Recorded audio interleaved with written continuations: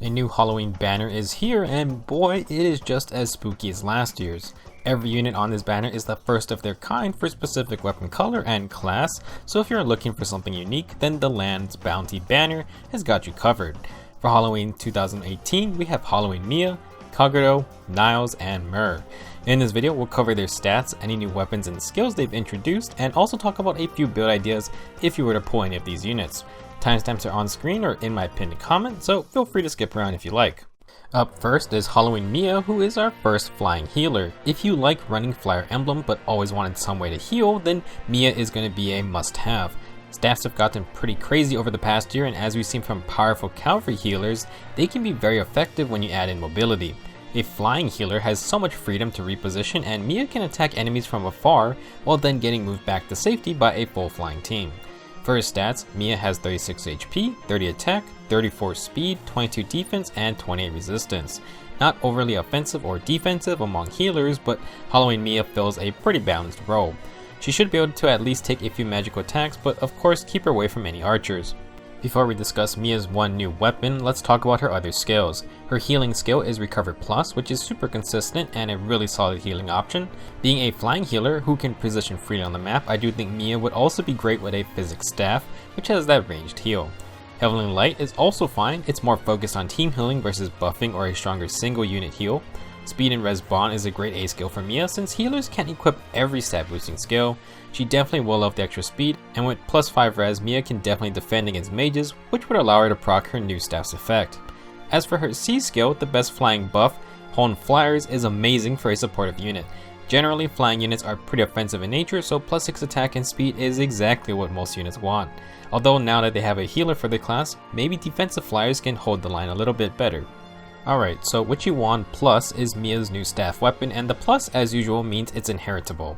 You probably can't even read its tiny description, but I've listed its effects below. So the Witchy Wand introduces a new mechanic to the game because after a battle where Myrrh attacks, the special cooldown of the enemy gets reset. This also applies to any foes within 2 spaces of that target. So we have not seen the wording reset used for special cooldown before. This video is coming out before the banner is out, so I can only make assumptions about how it actually works. To me, it makes sense that if the enemy has a 4-turn special, for example, and let's say it goes down to 2 cooldown after battling Myrrh, then Witchy Wand will reset it back to a 4 cooldown. Now what I don't know for sure is if the enemy gets their special fully charged but hasn't used it, will Witchy Wand just reset it back to full anyways, because that would be really powerful. Being able to completely neutralize a prime special would be so good. So if that effect wasn't already good enough, Witchy Wand will also apply a new type of status debuff to the enemy and foes within 2 spaces. It essentially inflicts a guard type status, which means the enemy's special cooldown charge gets reduced by 1. Please keep in mind special cooldown charge is how much cooldown a unit gets per action in a battle. By standard, it's just plus 1, and guard brings that down to 0, which means that unit will get no special cooldown during their fight. Skills like Steady Breath can offset guard, but being able to apply guard to multiple enemies without your fighters having to sacrifice their B skill is really strong. Witchy Wand also has a third effect, I believe saying it neutralizes special cooldown count reductions after a battle. I think the only skill that does this is Special Spiral, because right after a fight where special is used, Special Spiral reduces the cooldown by -2. I don't think this affects Wrath, since Wrath doesn't apply the extra cooldown reduction till the start of the next turn. Overall, a very potent staff weapon. I think it needs some testing once this banner does come out, but I do think it's a must-have weapon if you love healers. It would be tough to sacrifice Myrrh since she is the first and only flying healer, but hey, if you have unwanted copies, then I'm sure Witchy Wand is going to be a cool weapon to use. For builds, there's really only so much you can do for healers. Assuming Witchy Wand can be upgraded, I would take the Dazzling Staff Refine. If Myrrh can tag a group of enemies, she can reset all their special cooldowns, which is so powerful in today's game. I know healers aren't exactly the greatest for arena scoring, but my god, if you had to face this every match, it would be very annoying. Halloween Myrrh does come with a really great base kit, and all you need to do is fill in the B skill. Wrathful Staff is an obvious choice if you want Myrrh to do full damage, but there are also other support skills like Chill Attack that can benefit the whole team. I think keeping speed and res bond is fine if you don't have anything else, and Honed Flyers makes Myrrh a perfect fit for a Flyer Emblem team. Now if you want to be super evil, then I can't even imagine having to face this staff on healers with double Savage Blow and the usual Razzle Dazzle build. Witchy Wand is going to be so annoying, especially if you depend on your specials, which is pretty much everybody. I was talking to someone in the comments on another video about how specials have taken over the game because there's too many ways to get a lot of cooldown reduction. The commenter even mentioned weapons that had guard with no HP restrictions as a possible addition, and well, just a few days later, look at what we have. I don't know if they knew something ahead of time, but I'm keeping my eyes on them. Alright, moving on, we have Halloween Kagero, who is dressed as a maid. She must be carrying a bucket that weighs a ton because she is a green armored dagger unit. I believe she is our first armored dagger unit in general, and while it will be interesting to see if she can do something to change the metagame. She is incredibly similar to Halloween Jacob stat-wise, although with no brave dagger, I'm not sure if she will rain as much havoc. Kagero sports 41 HP, 38 attack, 21 speed, 32 defense, and 33 resistance. Easily highest base attack dagger unit, and somehow not the slowest because of Xander. Her high attack is fantastic, and her kit synergizes with it nicely. She comes with Draconic Aura, Mirror Strike, and Bold Fighter, making her a very scary initiator. No brave dagger like Jacob can get, but I think Kagero will be really interesting by combining the unique dagger effects with armor only skills. Before that, let's now discuss her new dagger, which she brings to the game. Kagero's new dagger is called Bottle Juice Plus, and I'm sure it's just normal grape juice or something, nothing suspicious. Anyway, Bottle Juice is a dagger that comes with the guard effect, meaning during combat the enemy gets a -1 to the special cooldown charge. Interesting to note, Bottle Juice does not have any HP requirement like the normal guard B skill, and that makes it pretty good for situations where Kagero does happen to take a bit of damage. While Bottle Juice is inheritable, I'm not entirely sure how well other dagger units will utilize it. I think it can work on tankier dagger units, but for the most part, offensive units will probably not want to use it. Halloween Kagero will be annoying because she can have guard and still run Bold Fighter, which she happens to have by default. It's sort of a similar effect as when you use Special Fighter. Kagero also comes with Even Attack Wave, and it's just the other variant of Odd Attack Wave, granting Kagero and adjacent allies +6 attack every even numbered turn. I think this finally rounds out all the even and odd wave skills, so while it's going to be still extremely hard to get them, you technically can customize those skills to your heart's content. Just wanted to point out that a neutral Halloween Kagero has 38 base attack, and with Bottle Juice that goes up to 50 attack. Add +6 from Even Attack Wave and +4 from Mirror Strike, and you got yourself a 60 attack dagger unit. Not bad at all. For builds, there's not much you need to change if you don't want to. Since Bottle Juice is applying guard to the enemy, Kagero helps protect yourself from specials completely or negate strong enemy phase skills like Steady Breath. With Bold Fighter, Halloween Kagero can improve her own offenses, and getting to double with only 21 speed is just unfair. With Draconic Aura, Kagero will proc it on her second attack thanks to Bold Fighter's cooldown reduction. On top of a special proc, she also has Mirror Strike and Even Attack Wave to further improve her base attack. And because she is attacking twice, Kagero technically is reaping twice the benefits. As a green unit, Kagero will absolutely destroy any blue units out there, but she isn't unkillable. If you want to balance her out a bit, then a defensive Sacred Seal can help patch up her defenses so that she can survive follow-ups from enemies. Halloween Kagero's base kit is definitely a more player-face setup. Of course, there are other dagger options out there. You have the Slaying Daggers, Barbed Shuriken, and Kagami Mochi. Then there is Lethal Carrot, which is the Wo Dao dagger. Any of these love proccing specials, and with Bold Fighter being so powerful, Kagero can dish out even more damage if you don't care about Bottle Juice's guard effect. Sky Myogi is the armor effective dagger, and while incredibly rare, it might be something people use if you plan to pit Kagero against the other Armor Emblem teams in the arena. Give Kagero Death Blow 3 or 4 for even more attack, and well, there is a reason people are afraid of ranged armor units like Halloween Jacob. Now while Kagero is really well suited for offensive moves, she can switch gears and run more defensive setups too. Close Counter combined with the powerful debuffing daggers like Rogue or Smoke Dagger can make Kagero insanely tough to take down. If you let her apply her debuffs, it's probably game over, especially if she is surrounded by ward armored buffs. I think Aether is a good choice here since Kagero is basically going to be a wall, although it might be better when used with Vengeful Fighter. You can also just keep using Bottle Juice because, as I mentioned, Guard is a very good defensive skill.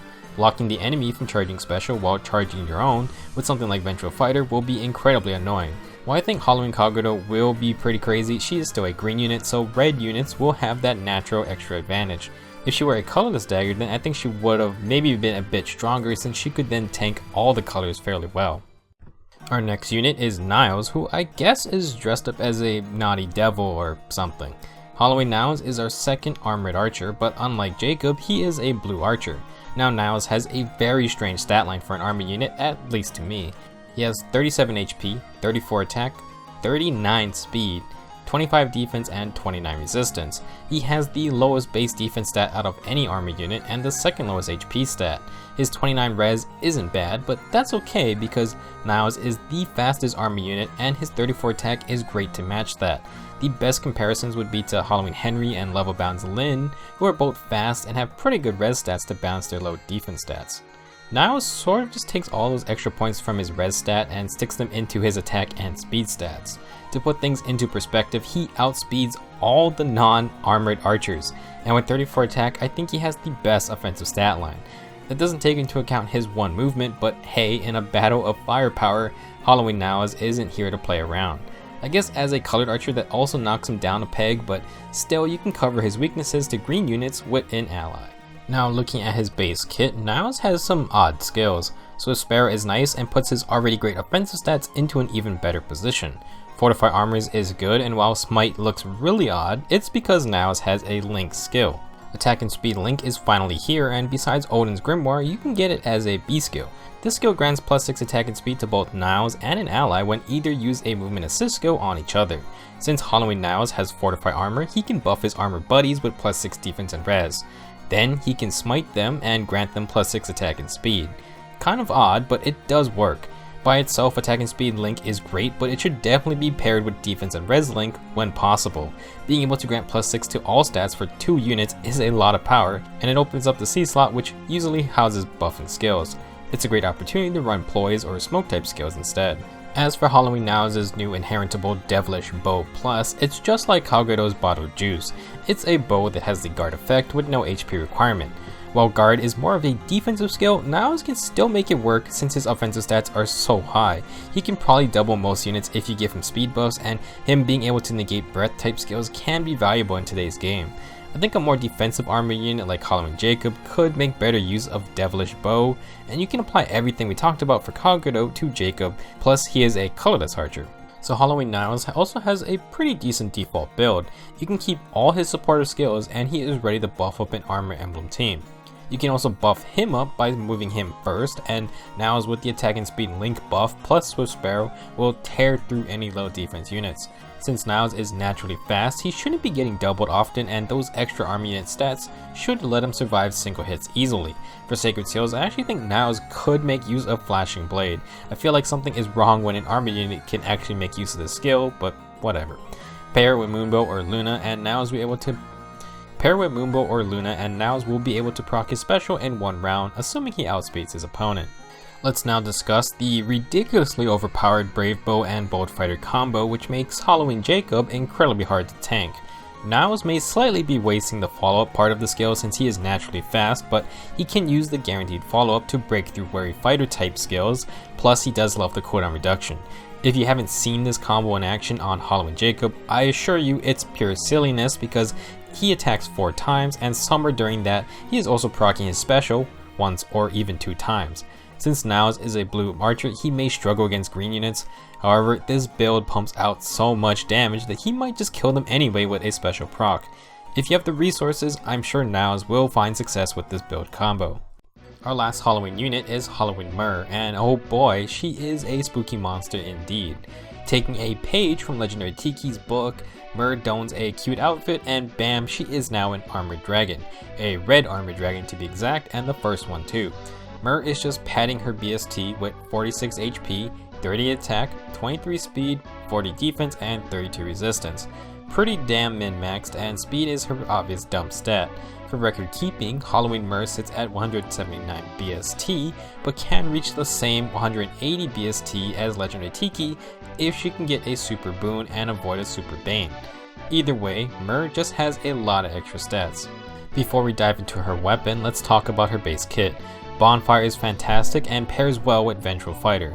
Then there is also Armored March, which is good as always. I've noticed that 3 Sacred Stone armored units all come with Armored March for whatever reason. Myrrh's unique legendary dragon breath is called Spirit Breath. It grants a flat +3 defense, so a neutral Myrrh is already sitting at 43 defense, which is just nuts. She wants the extra defense though, because if Myrrh initiates a fight and has 5 more defense than the enemy, she will get a guaranteed follow-up attack. I'm surprised they didn't just give her Bold Fighter, but I guess they do have to hold back sometimes. Alright, so as things stand, Myrrh gets a guaranteed follow-up against any enemy with less than 38 defense. That probably won't work on other army units, but that's why she has Vengeful Fighter. Bait them in to attack Myrrh first and she'll get her follow-up anyway. Spirit Breath allows Myrrh to double those pesky low defense units who are probably faster than her, and that's a pretty strong effect.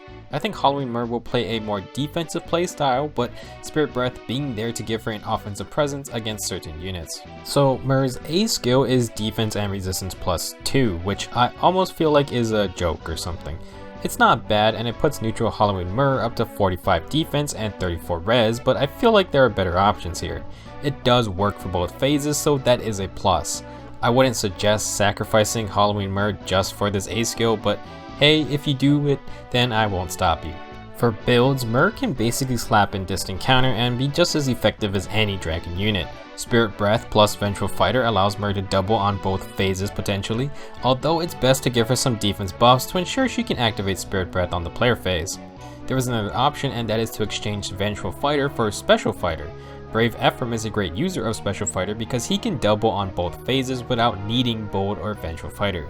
Halloween Myrrh can kind of do the same with Spirit Breath and Quick Repose Sacred Seal, but she doesn't get that extra slot that Ephraim gets. Honestly, Myrrh's monster-based stats and high magic damage will ensure she does well with pretty much anything. If you want to ignore Distant Counter, then Myrrh can go full enemy phase and use double close defense and abuse Vengeful Fighter special procs. Spirit Breath still leaves that offensive potential, and since Myrrh has Armor March, it can definitely be nice to have. To take things even further beyond, swap out Spirit Breath for Water Breath, which grants even more defense and res while defending. You can even refine it to get extra HP and defense or resistance, and honestly at this point, Myrrh should just be face tanking every melee threat. You could use a Brazen skill here if you want, which would retain those extra stats for the player phase too. Finally, Myrrh can just copy male GRIMA'S build of Steady Breath, Bold Fighter, and Quick Repose. GRIMA runs it better with his Distant Counter weapon, but since all dragons can get Lightning Breath, Myrrh could run this build if he really wanted. She could also just use Spirit Breath, keep Vengeful Fighter, and then her Sacred Seal slot is now open to run something like Close Defense. Armored dragons just have so many build options, and honestly, it's hard to go wrong with anything you slap on them. Myrrh is a beast, and I'm sure we'll start seeing the trio of Halloween Myrrh, Legendary Tiki, and of course, male GRIMA very soon. That wraps up this banner breakdown. In summary, Halloween Mia is the first flying healer and her witchy wand is definitely worth looking after. Kagero is the first green armored dagger unit and is going to be a great offensive or defensive unit. Niles is the first blue armored archer and is also now the fastest archer in the game, somehow. Last, Halloween Myrrh is our first red armored dragon and she can reach 180 BST if you manage to score a super boon and avoid that super bane. Like any armored dragon, Myrrh is going to be very powerful. I'm really hoping I can get her. Now, keep in mind there is a Tempest Trials coming up and oh boy, you really do not want to miss it. Thanks for watching, I'll see you in my next video.